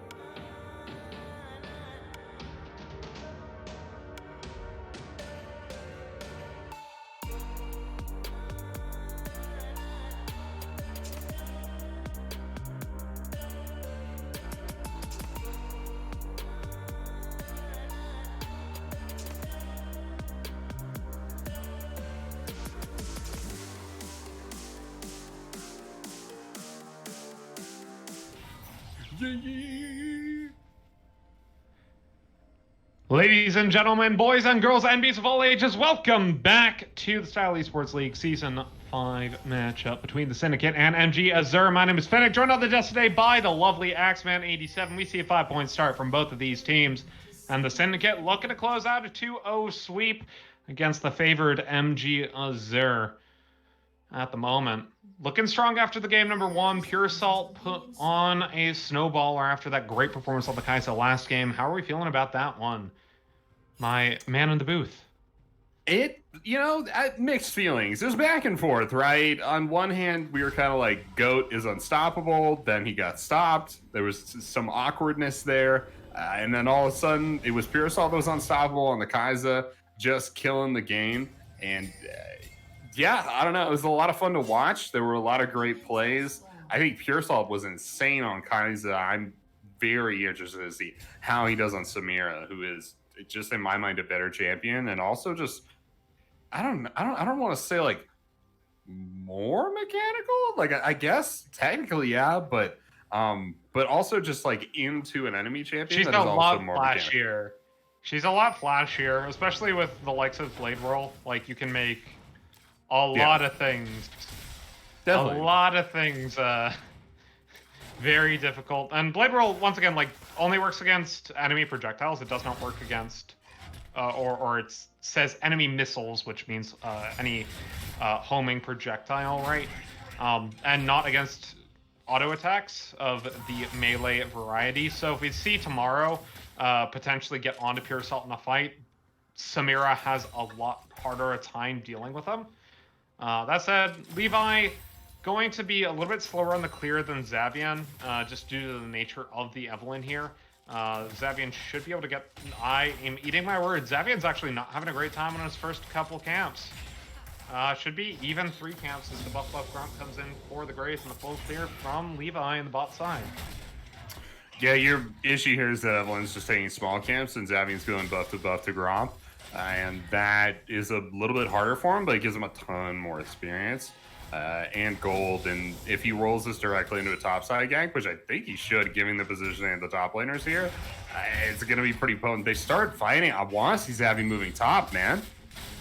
I mean, it's warded, but at the very least, you're going to be able to get Tamara out of the way. I actually like this pathing. This is good. Oh my god, this is so good. Xavian, my dude, this is insane pathing. I think tomorrow's dead. Oh, tomorrow, no way. Xavian, that was like 3,000 IQ right there. Just like, I know you're going to ward the River Brush. I know you're not going to ward the Tri Brush. I love it. I love it so much. Very, very well played there by the Graves. Oh, man. Now trying to make their way out.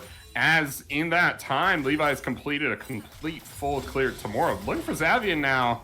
As he was caught out in a ward in the enemy jungle. He's not going to find him. That is such a big waste of time for tomorrow. In the time it took him to run down the river, Toxic Bane is going to be lasting these minions. It's going to be like a half a wave ahead, full wave. Yikes. Yikes.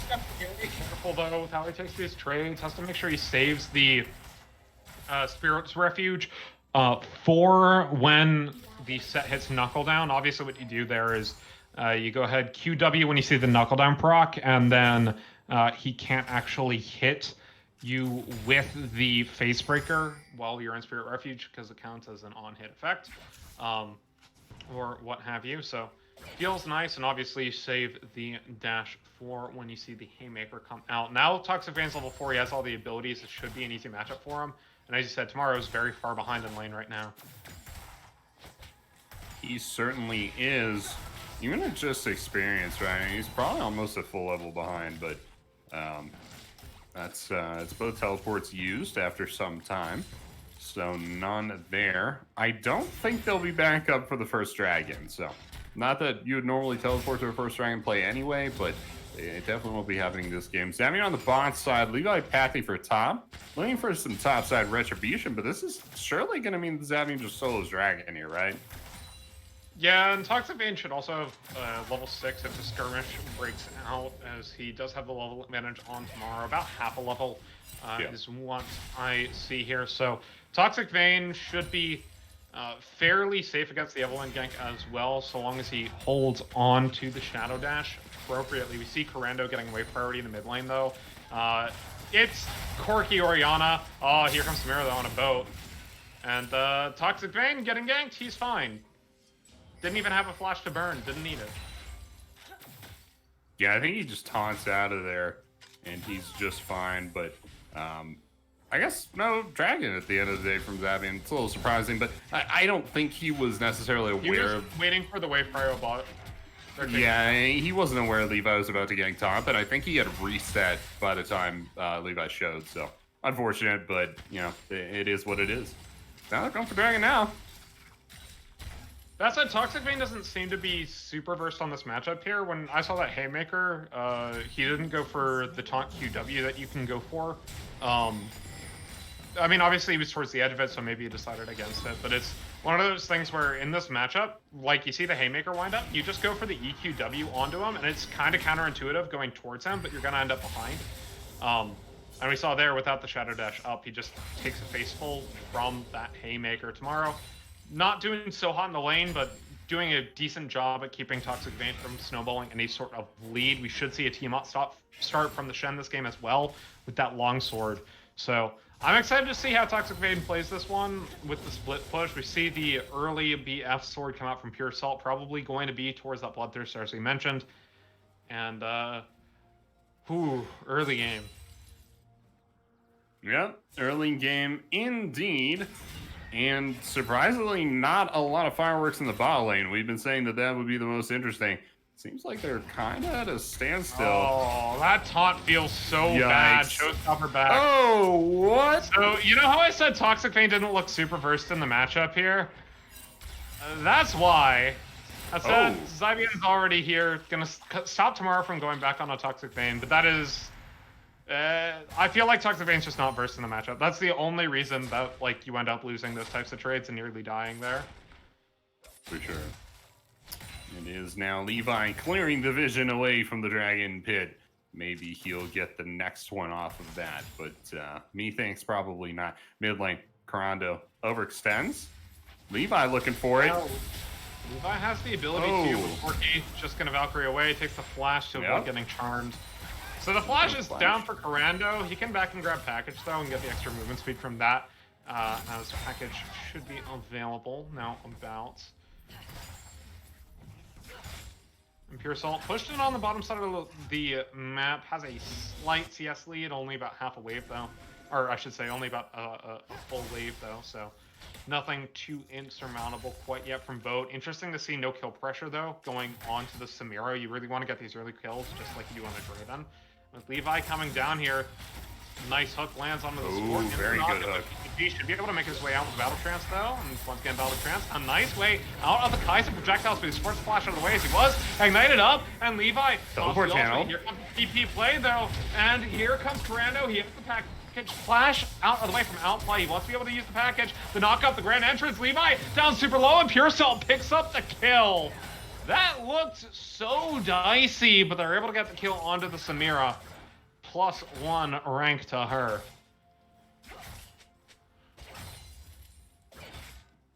Yep, just the one rank there so far, but I don't think, is there any way we could tell what rank they're on?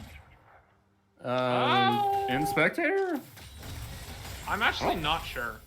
I don't think so. Because I'm hovering over it right now, and it's not giving me like a buff thing, and it doesn't actually. I mean, that's a little bit annoying, not being able to tell, you know, how her style is. Obviously, you know, it depends on the amount of auto attack she's able to get on other people and like consistently throwing out the damage. Yeah, we should be able to kind of tell anyway when she's on a high. When she's on S. Yeah. It's style. It's style. The style, of course. Style Esports. It reminds me, Style Esports. We knew about Samira before anybody else, but it reminds me of Kane's transformation. How it like doesn't tell you anything at all ever. Even directed camera never cuts to the fountain, so you never see the transformation. You have to like just check. You just see the profile pictures swap, and you're like, yeah, that's it. Is that Rust form, or was there an Aatrox in this game? An Aatrox, what's going on? But there was no Aatrox. Kind of annoying. No Aatrox on Summoner's Rift. That's it tomorrow. That's a bad matchup here. He's a full level up on Toxic Vayne. Toxic Vayne was able to get the better end of that trade using the Spirit's Refuge, and I feel like that's one of those things you just gotta hold it. Which feels a bit bad, but here comes the quickness. Boat very low. Samira gets quite a bit of damage on the skeleton. Boat very low. Then he takes up the turret shots, and OTGG goes down. We see the TP into the Sentinel, and that's going to be a dead Samira tomorrow. Picks it up. Collateral damage on Levi, not able to get the kill, and that's a 2-for-0 in favor of MG Azure in the bottom lane with the dragon spawning in 10 seconds. I think there's some kind of indicator under a health bar. I don't know if that's style though, but it was definitely heating up as the fight progressed. I don't know.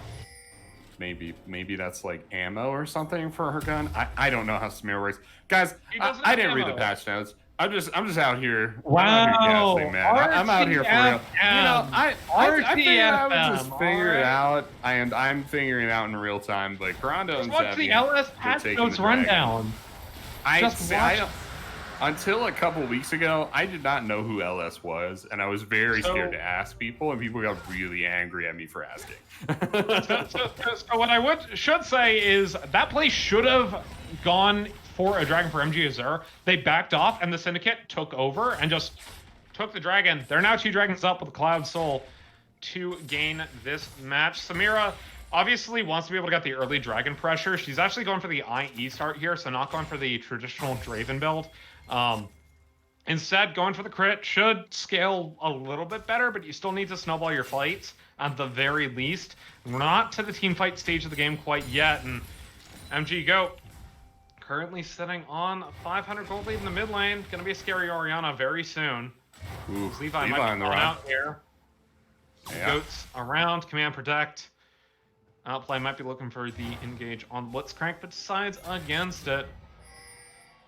As Toxic Vein absorbs pressure top lane. Has the TM on. Not much else to his name. Certainly does.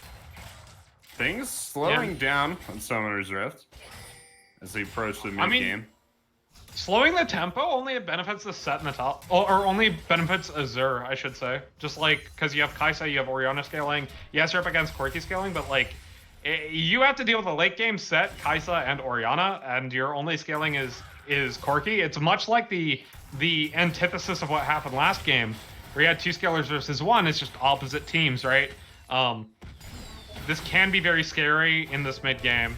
Shockwave on to Ferrando, diving under tower, and Toxic Vein going to pop the Stand United to keep the Corki alive.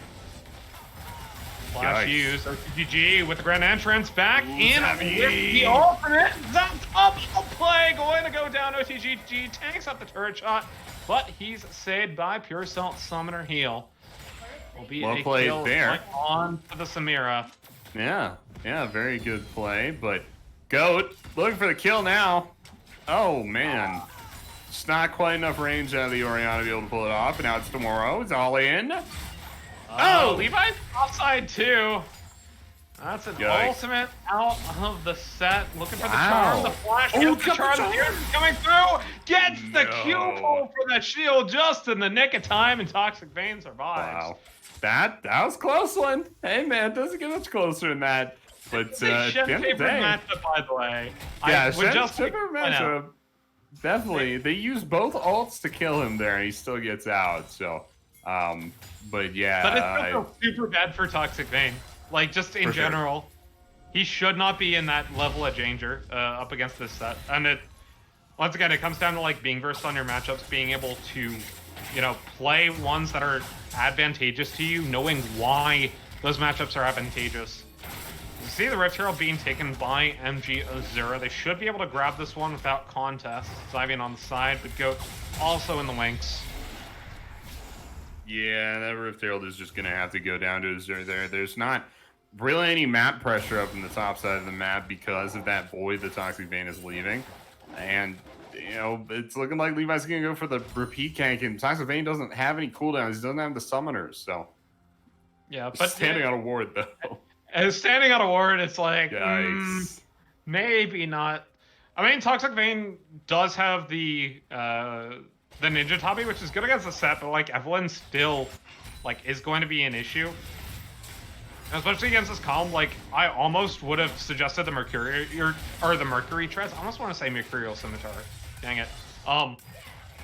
Just because you have to deal with Orianna, Evelyn, and Blitzcrank all in the same comp, just to get the tenacity out of the way. But obviously for lane, this is really nice, and it helps against the Kai'Sa and the set throughout the entirety of the game.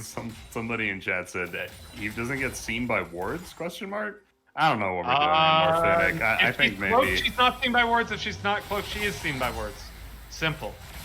She was seen on the control ward there, though.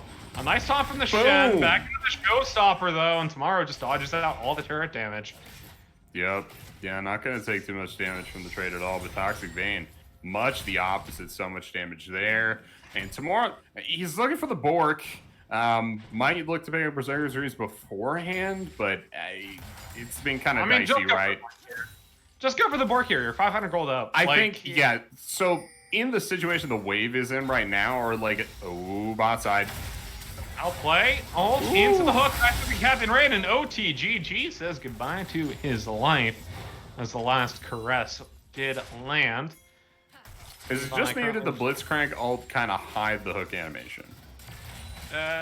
He ulted before the hook. I don't think it really hid it. Pure Salt might be in a bit of trouble here. Dashing over to Zabian. Here comes the hook. The knock up. The ult coming in from both. Oh my god. The 80 carry kills Pure Salt. The Shen ult to save her, and the ult healing comes through. MG Tomorrow still able to get the kill on a Pure Salt, but it's 3 for 1. Goat is here, has the shockwave just now off of cooldown, but Corando also around, has quite a bit of damage on the Corki. Haymaker gonna go down onto Toxic Vein, but he will stay alive. Orianna gotta look for the shockwave. Rockets coming in from the Corki. Zabian gonna get, the epic wave, not enough, and the Rockets say goodbye to Tomorrow. You don't want to ult the Graves, and the Graves alone. And it will be an overall 4 for 1 in favor of Syndicate. They're going to be able to grab this Ocean Drake and once again be on Soul Point. Correction! MG Azure was on Soul Point 3 Drakes in. Now it's Syndicate's turn. It is Syndicate's turn. For the second time this series to be on Soul Point. Can it take it? Oh, Levi was right there but could not pick it up. And yeah, Zabian actually misses the smite, but yikes. Anyway, yeah. So yeah, Inferno Trigger plus Stand United, folks. It's pretty big. It's a big combo. It was rough. I don't think he got a triple kill, but he probably would have. I think they were evenly split. He had 3 kills. Yeah, he got 1 for sure. Yeah. But just massive. I mean, it just flips fights on their head. And I'm pretty sure that the I don't actually. It's the modern Draven build, is what it is. He's got IE and is going to Death Stamp second item. This is more popular than the BT rush right now because BT is such an underpowered item. Like Samira can build it, but it's not as good as Death Stance. There we go. Tomorrow. Actually winning the trade here, but Tomorrow on the run here with the knuckle down. Captain Rain does quite a bit of damage here. Pure Assault. Pops the W. OTGG going back in. Charmed up with the Camille. Will let his own charm in. You slapped the Inferno Trigger, and MG so both close. picks up the kill. That's so close. Oh my goodness. What is happening? But oh god, they almost triple killed them. Oh, there's the hook. Rain and OTGG goes down. That's a good hook, man. They don't get much better than that, but so you can't afford to lose tempo as Samira, folks. I wanted to field something to you, but how do you feel about like Essence Reaver second item? I mean, scale's better than Levi. Yeah, Levi taking them low. Gonna get out, but that was a lot of damage. It's scale's better than Death Stance, but she needs healing, right? So it's just like... Yeah, I think you're right, yeah. I say this is not an AD carry player, and definitely not a Draven player when I'm forced to play bot lane. I typically play Veigar or Cassiopeia. Yeah, I'm one of those guys. And, you know, Toxic Vein actually doing all right here. Misses the taunt, so MG Tomorrow will end up just using the ult here.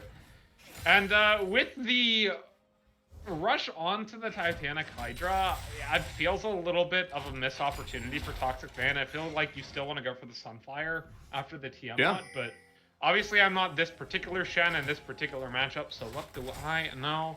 Play-by-play Village Idiot Finnick on the mic at the moment. I go for like something I call like component item Shen when you have like Bambi Cinder, Tiamat, maybe like a Spectre's Cowl or something. Not necessarily on this matchup, but maybe here like a Thornmail, something like that. And just have a bunch of component items that give you a lot more utility. Normally that's what I like on Shen, and you don't really end up completing any items until, you know, like the mid game or something, but it has its benefits to complete an item. I don't think it has that many benefits to complete Titanic Hydra, but in this matchup, like I would take the Tiamat and just put the rest into a Sunfire Cape, because you're not going to get too much out of Spectre's Cowl, and I don't think you necessarily need anything else. Like Bramblevest is nice and all, Bramblevest. but it's not like Set doesn't have an insane amount of healing. I think it's a little bit of wasted gold early, especially against this team comp. Like they're not gonna have an insane amount of healing. Yes, you can get it later in the game. Set becomes more of an issue, but I feel like there are better ways to use this matchup if you're the Shen. That said, 1-0-5 at the moment, only 500 gold down. Obviously, this should be a Shen favored matchup, but considering how the lane's going, not too bad from Toxic Vein at the moment.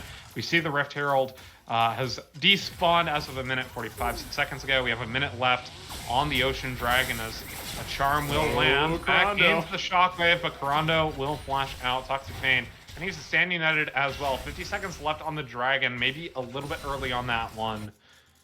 This is Soul Point for the Syndicate. They are down 2k though. Ocean Soul Point, right? That is... Like even if you're 2k down, if you can get the Ocean Soul, like you're winning the game. It's so just here's the thing too.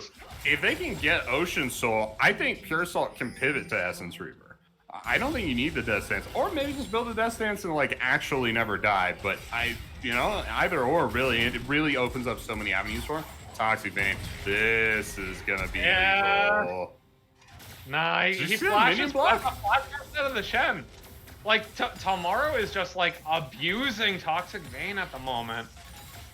Dragon spawning in 5 seconds. Yeah, it's coming up soon. down here. Karando has the package. Karando does have Neither top laners in the way of the fight, but both have TP. The back's being channeled by the Shen as the Dragon gets started by MG Azure. TP being channeled by Tomorrow.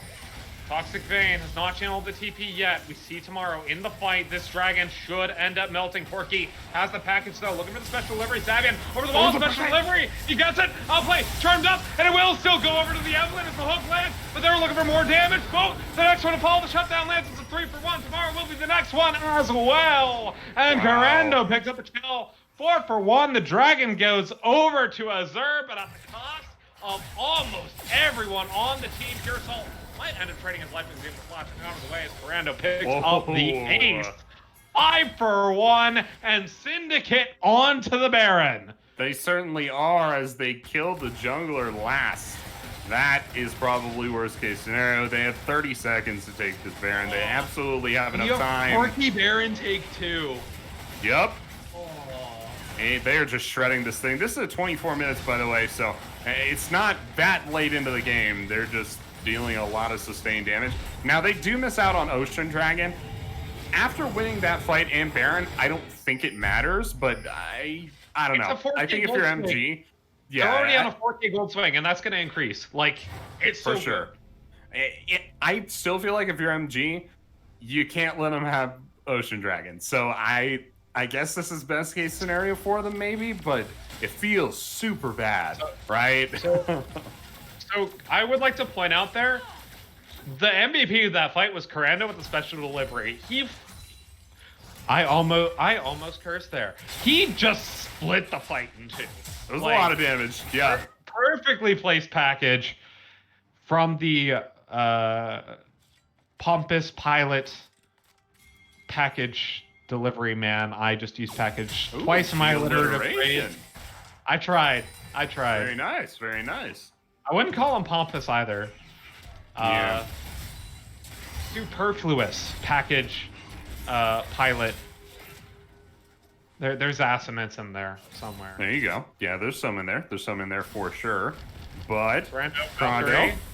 Ooh, another missed command shockwave. That's rough, man. You gotta be hitting those at some point. The previous one was flash. That one was dodge. That one that just happened was not a dodge. That was just a miss. Levi though, trying to Pure Assault. OTGG is here. Can't play World. Wow. Quickness.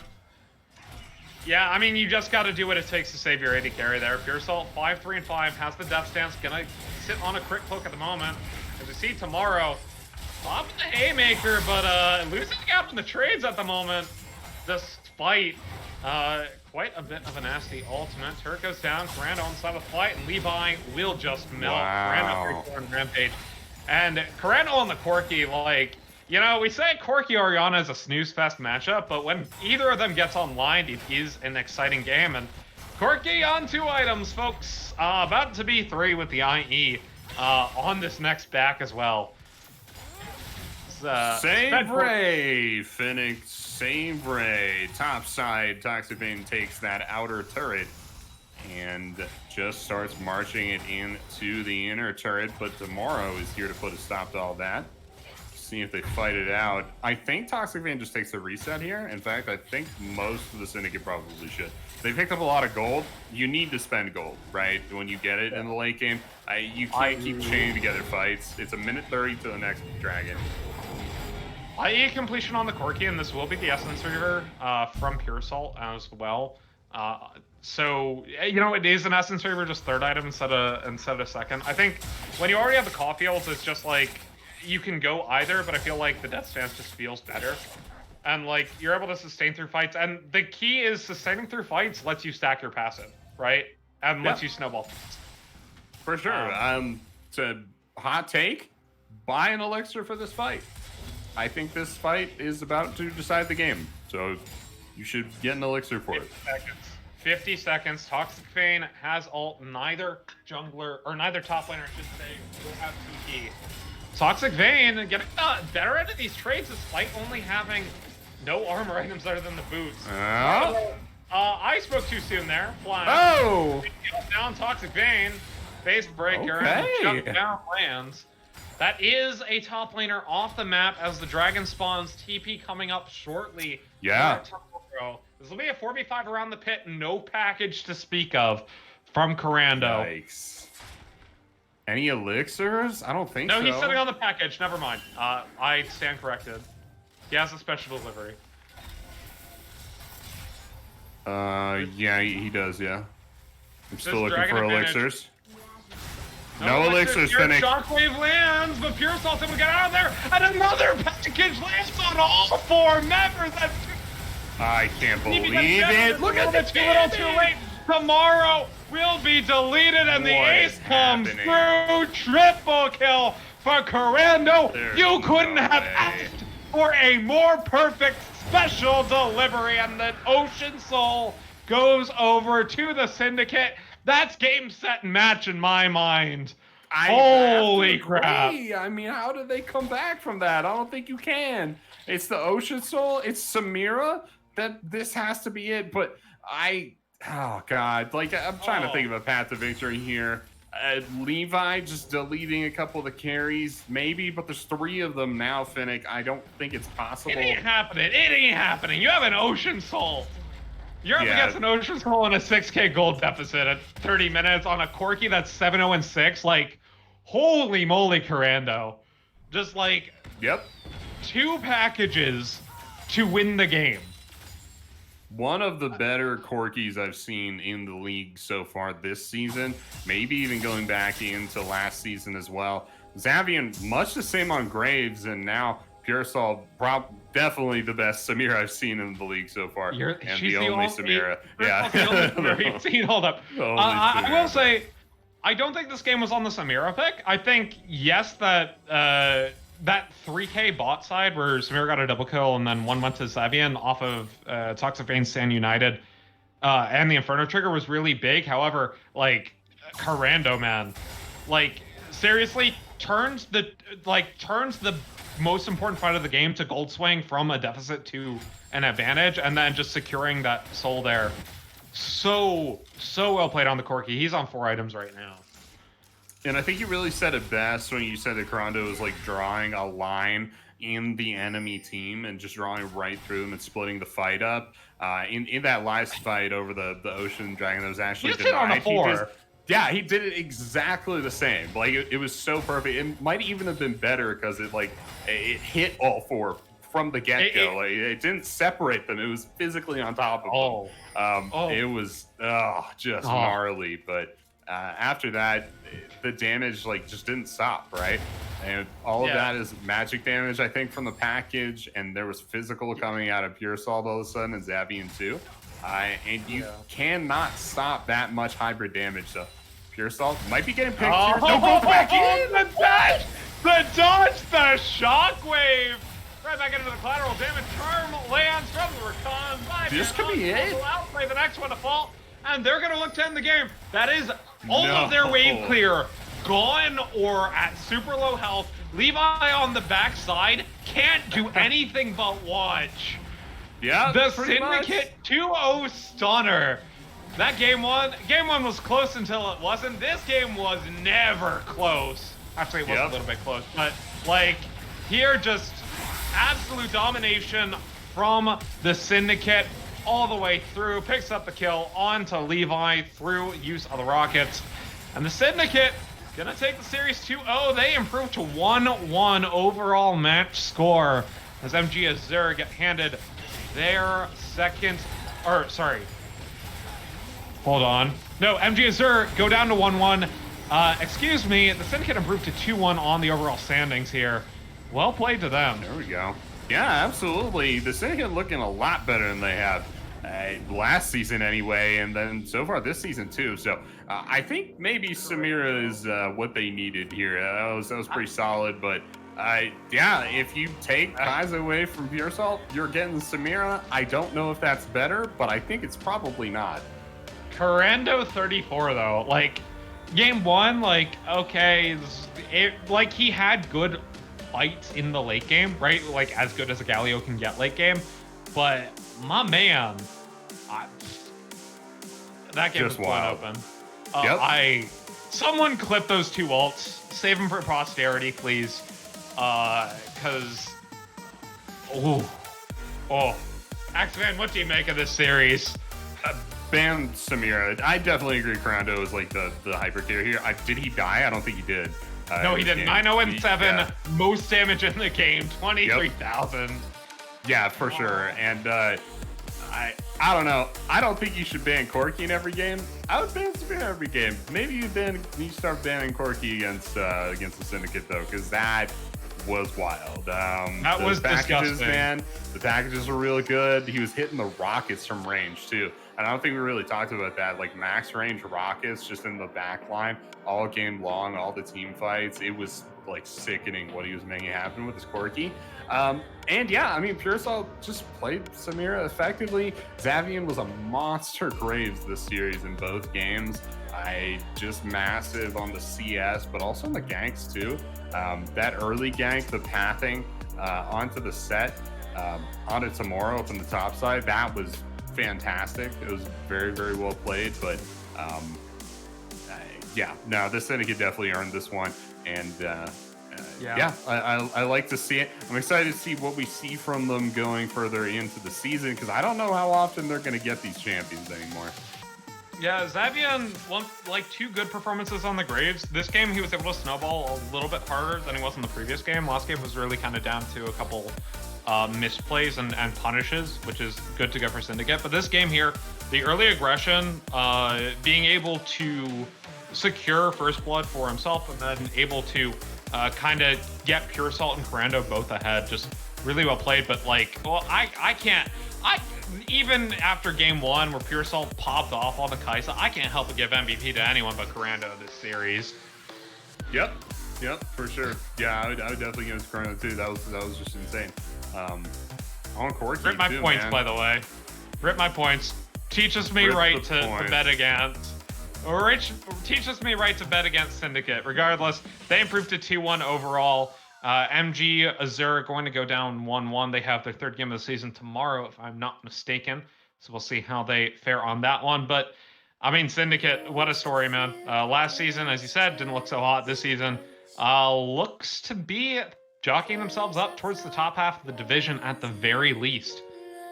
For sure, yeah, they're looking to be a top of the group team, or at least they're beating those teams anyway. So, and that's really all it takes. But yeah, we'll look to see more from the Syndicate as the season progresses. And I don't think we count out Azure either. I mean, they got 2-0 tonight, but that is it's a scary team.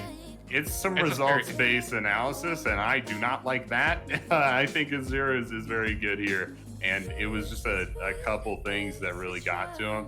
I think really just the biggest things was kind of like mismanaging the casting, getting on the snowball, and then just letting Samira get through draft. That's about it, really. All that being said, though, that's all the time we have for tonight's broadcast. So from everyone here at Style Esports, admins, production crew, league staff, and everyone in between, my name is Finnick. Our producer was Tori. That's Axeman87, and we will see you tomorrow night for more Style Esports League. See you then.